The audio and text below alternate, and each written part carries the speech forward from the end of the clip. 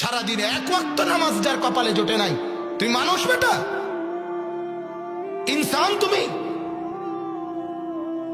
এটা সন্তান হইল?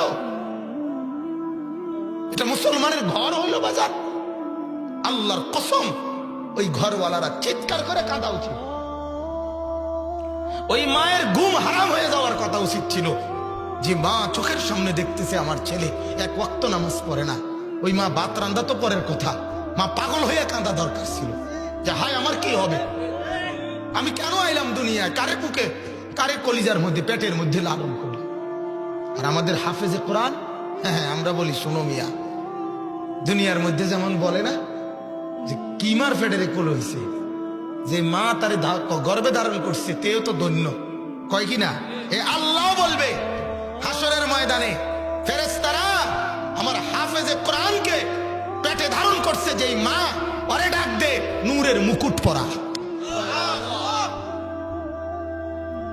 আর বাবারে ডাক দে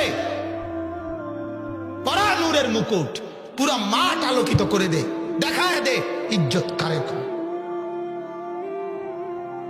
ফেরেশতার কাছে ডাক্তার সাহেবের মা বাবা ইয়ে করবে, ফেরেশতা আমি ডাক্তারের বাবা মা। হ্যাঁ, ফেরেশতা বলবে খানা নাই, এদিকে যান লাইনে থাকেন। ইঞ্জিনিয়ারের মা বাবা এসে করবে, ফেরেশতা ইঞ্জিনিয়ারের মা বাপ, খানা নাই, যান সিরিয়ালে থাকেন। একটু পরে আইসা দুইজন বলবে, এই ফেরেশতা আমি হাফেজে কোরআনের মা বাপ। ফেরেশতা বলবে আপনাকেই তো খুঁজছি। এই ফেরেশতা নাও নূরের মুকুট লাগাও, ভিআইপি সম্মান দিয়ে ওদেরকে পুরো হাসরের মাঠ আলোকিত করে দাও। এই জন্য জিন্দিগির অর্জন চিনা চাই ভাইয়া।